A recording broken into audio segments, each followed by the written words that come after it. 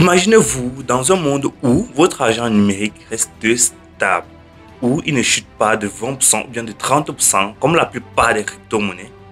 Eh bien, ce monde existe et ça s'appelle les stablecoins. Cet écosystème qui est en train de gagner de plus en plus de l'ampleur dans notre monde fascinant, les régulateurs sont en train de s'y ruer. Ils sont là pour vouloir réguler cela.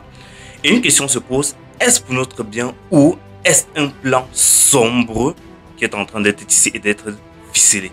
C'est ce dont on va parler dans cette vidéo. Dans cette vidéo, on va parler de la théorie de complot sur la régulation des stablecoins. Et vous allez comprendre que malgré toutes ces nouvelles qui sont d'emblée positives pour l'écosystème crypto, peuvent faire partie d'un plan aussi sombre pour perpétuer le contrôle sur la citoyenneté. Accrochez-vous pour la suite.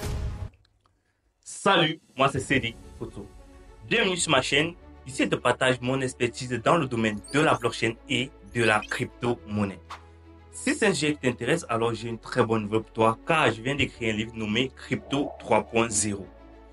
Crypto 3.0 est un livre complètement dédié à l'investissement crypto qui te permettra de comprendre les bases et les fondamentaux de la blockchain et de la crypto-monnaie, savoir analyser correctement un projet crypto en se basant sur l'analyse technique, l'analyse fondamentale et l'analyse on-chain.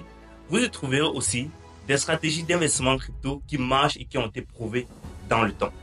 Pour avoir ce livre, c'est très simple. Dans la barre de description, vous avez un lien, vous remplissez le formulaire d'éligibilité et vous avez accès automatiquement au lien du livre sous forme de PDF. Alors, va tout de suite prendre ton bijou pour te lancer en investissement crypto. Avant d'entrer dans la théorie de complot, il est nécessaire et crucial de comprendre c'est quoi un stablecoin. Un stablecoin est une crypto-monnaie généralement adossée à une monnaie physique ou bien à une monnaie fiduciaire telle que le dollar. On a l'exemple de l'USDT, l'USDC pour n'en citer que les plus gros.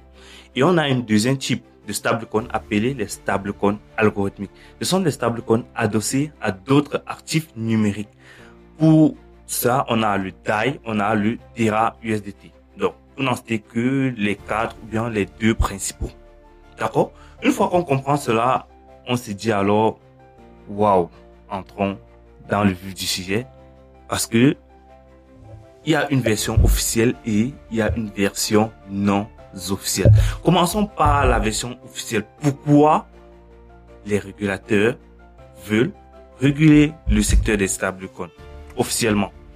Officiellement, ils ont parlé en fait de la protection des consommateurs.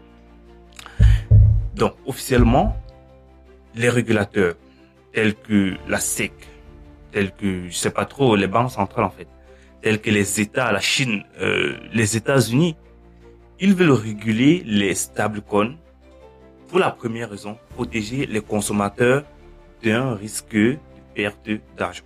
Parce que depuis l'effondrement de la plateforme ou bien du stablecoin Terra USDT, qui a entraîné des milliards et des milliards de dollars en perte, ce qu'ils disent, c'est que il faut stabiliser, il faut qu'on ait un cadre réglementaire pour que ces entreprises-là ne volent plus l'argent des consommateurs. Donc ça, c'est la première raison pour laquelle ils veulent réguler le secteur des stablecoins. La deuxième raison, en fait, c'est pour la stabilité financière. Parce que, vu que à un moment donné, on peut perdre notre argent en ayant des stablecoins, cela, de toutes les manières, va impacter l'économie traditionnelle. Donc, c'est pas parce qu'on a perdu en crypto-monnaie que ça n'impacte pas l'économie traditionnelle. Vu que pour investir dans les crypto-monnaies, il faut passer via l'économie traditionnelle. Et si cet argent est perdu, l'économie traditionnelle s'en trouve aussi impactée. Donc, ça, c'est la deuxième raison pour la stabilité de l'économie traditionnelle. La troisième raison, c'est vraiment à un niveau, on se demande à quoi est-ce qu'il joue. Le blanchiment d'argent, lutte contre le blanchiment d'argent. Or, on est sans ignorer que le plus gros blanchiment d'argent s'effectue via le système traditionnel. Une fois de plus, ils veulent nous bloquer la tête en disant non, les crypto-monnaies, c'est pour les terroristes. Sans savoir que les banques, ce sont les vrais, c'est où transitent je sais pas trop, les gros fonds de terroristes. Donc, la troisième raison, c'est la lutte contre le blanchiment d'argent. Ils sont là pour dire non, il ne faut pas qu'on utilise cet argent pour financer des guerres, pour financer, je sais pas trop. Ça, c'est la troisième raison. Après, maintenant, c'est la raison pour laquelle je pense que c'est la plus probable, en fait, c'est l'intégration du système financier traditionnel. Parce que on arrive au moment où les entreprises traditionnelles étaient carrément décorrélées de l'économie des crypto-monnaies, qu'il faut ramener ces deux mondes et qu'on est en train d'assister à une fusion des deux mondes. Et finalement, lorsque tu investis dans les crypto-monnaies, forcément, tu dois être exposé à l'économie traditionnelle. Donc, ça, c'est la dernière raison, ou bien les raisons officielles qui ont été annoncées pour la régulation des stablecoins. Une fois là, il n'y a pas encore d'alarme, rien n'a été révélé, tout est clair, tout est clean. Mais allons un peu plus en profondeur. Et vous allez comprendre que tout cela fait partie d'un plan sombre pour nous anéantir une fois de plus ou bien pour nous contrôler.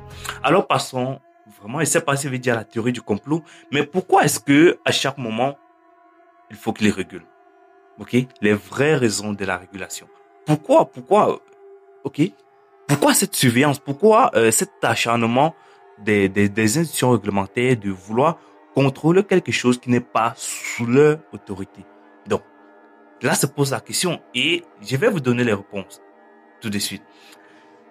Déjà, ce qu'il faut comprendre, c'est que la théorie du complot, en fait, pour beaucoup d'acteurs, la régulation des crypto-monnaies n'est pas seulement une question de protection, bien une question de lutte contre le blanchiment d'argent. Non, ça va plus loin que ça. Je pense, d'autres pensent que la régulation est là pour récupérer le contrôle monétaire. Et oui, comme le savez tous, lorsque vous utilisez une monnaie fiat, en fait une monnaie fiduciaire, la banque centrale a le contrôle sur chaque dollar, sur chaque centime en circulation. Donc il a le contrôle et les crypto-monnaies avaient réussi à s'échapper un peu de cette bulle-là où lorsque tu avais tes crypto-monnaies, forcément tu pouvais ne pas être impacté par cela. Mais là, il faut qu'ils reprennent le contrôle de cela et s'échapper contre vraiment au contrôle des banques, de la banque centrale et des régulateurs. Deuxième point sombre. Les crypto-monnaies, les stablecoins représentent en fait une partie d'argent qui échappe sous le contrôle des États. Ok? L'argent peut circuler librement sans interférence gouvernementale. C'est une menace pour le pouvoir parce que à un moment où tu peux payer de l'argent, tu peux détenir des avoirs en crypto-monnaie sans que l'État ne soit au courant et faire de la plus-value sur cet argent-là. En fait, l'État ne peut pas t'imposer. Ok? Donc, c'est pour ça qu'ils sont en train de mettre des mécanismes en place pour pouvoir réguler ce secteur-là et surtout vous imposer des frais ou bien des pourcentages sur ce que vous faites avec votre argent, sur vos crypto-monnaies. Le troisième point, la crypto-monnaie serait un moyen de ramener ces actifs sur l'égide étatique, donc sur le contrôle étatique, comme je suis en train de vous l'expliquer, et surtout préparer le terrain pour les NBC. J'en ai parlé dans une vidéo où je vous disais que les NBC, pour ceux qui ne savent déjà pas, c'est monnaie numérique de banque centrale. Ce sont ces monnaies émises, ou bien ces crypto-monnaies émises par les banques centrales qui vraiment sont sous le contrôle de la banque centrale. Ici, on ne parle pas de la décentralisation. Donc, avoir des stablecoins, réguler les stablecoins serait une porte d'entrée et sûrement fait partie d'un plan plus large pour l'adoption des MNBC. L'avenir nous dira si j'ai raison ou si j'ai tort, c'est pas le but de cette vidéo. Donc, certains pensent que la régulation des stablecoins est une étape délibérée pour affaiblir ou bien pour rendre plus attrayant la place au NBC. Ok? Maintenant, les NBC offriraient, qu'est-ce qu'ils offriraient en plus que les stablecoins? Déjà, je pense que, je vais pas dire en plus, je vais dire en moins ou bien en mal, je sais pas trop. En fait, lorsque vous avez, le but des MNBC, c'est que lorsque vous avez de l'argent, il peut être censuré. On peut te dire aujourd'hui, ton argent, tu ne peux plus l'utiliser. On peut te dire, ton argent a une date de péremption. On peut te dire, tu ne peux que faire telle chose avec ton argent. Tu ne peux pas faire telle chose avec ton argent. Du coup, ramener cela au contrôle étatique, en fait, ça fait partie du plan. Je pense que la régulation fait partie de cela. Maintenant, parce que à un moment donné, lorsque on est en train d'entrer dans une régulation aussi importante comme ce que celle-ci, on a ce qu'on appelle les KYC, donc Know Your Customer, en fait. Parce que pour pouvoir avoir accès aux monnaies de banque centrale, il faut qu'on ait des informations sur toi. Et du coup, ça enlève vraiment cet aspect de décentralisation et ça leur ramène le pouvoir de contrôler la population comme ils savent très bien le faire à travers l'argent. Et parce que les stablecoins échappent à cette règle-là, il faut qu'ils mettent main là-dessus. Une fois que c'est là, vraiment, ça c'est le plan le plus sombre. Je pense que c'est le plan le plus sombre, ou bien la théorie la plus sombre que j'ai trouvée. Imaginez, vous avez entendu parler du cheval de Troie. Connaissez-vous réellement l'histoire du cheval de Troie? En fait, le cheval de Troie, en fait, il veut prendre l'exemple d'un empire romain. C'était inspiré des stratégies des empires, des guerres, en fait, des royaumes. Pour détruire un royaume, vu qu'il y avait un royaume qui était invulnérable de l'extérieur, on ne pouvait pas l'attaquer de l'extérieur. Il avait des gros châteaux, il avait vraiment des soldats, des châteaux tellement hauts que quel qu'en soit le canon qu'on utilisait, ça ne pouvait pas percer son mur. Ce qu'il a fait introduire 3 chevaliers dans l'armée adverse. Ok? Et maintenant, ils ont détruit le royaume de l'intérieur. Ils ont rongé ça de l'intérieur, En fait, je pense que ça, c'est la théorie la plus probable, en fait. Je vais dire la plus probable, la plus sombre. En fait, ils veulent le réguler pour détruire le système de la crypto-monnaie de l'intérieur.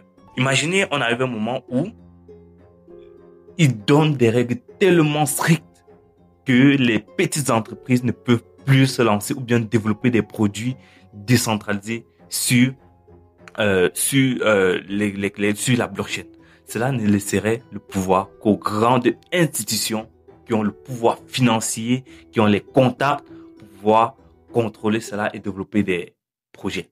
Donc, c'est fou ce qui est en train de se passer et ça tuerait l'innovation parce que beaucoup de personnes n'auront pas assez de ressources pour pouvoir s'y lancer. Parce que les géants tels que BlackRock, tels que Fidelity, tels que vraiment ces grosses institutions qui sont en train de s'y lancer auront le contrôle là-dessus. Et c'est en train de s'établir via les ETF notamment et d'autres produits financiers qui doivent être lancés dans les prochaines années et on va vivre cela en live. Que Dieu nous prête longue vie pour qu'on puisse vivre cela. Maintenant, après avoir écouté ces 2 versions, est-ce la réalité ou bien est-ce du paranoïa en fait? Quel est votre point de vue par rapport à cela?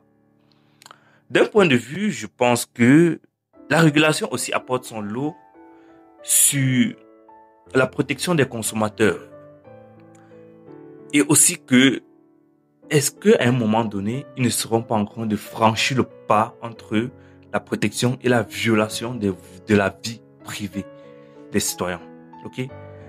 Et ça, vraiment, ça remet beaucoup de choses en perspective et ça nous demande alors, on se pose alors la question à savoir, est-ce que finalement, détenir des stablecoins nous protège des institutions financières?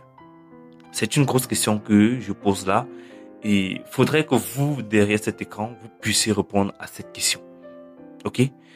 Dites-moi dans les commentaires quelle est votre réponse, si je me fais des idées ou bien si vous êtes du même avis que moi. C'était Cédric pour partager en fait ce que je pense de la régulation des stablecoins actuellement, même si actuellement ça pousse vraiment, ça apporte son lot positif, les conséquences peuvent être désastreuses. On se retrouve dans la vidéo prochaine pour partager encore des sujets vraiment cruciaux sur les crypto-monnaies. Merci, ciao.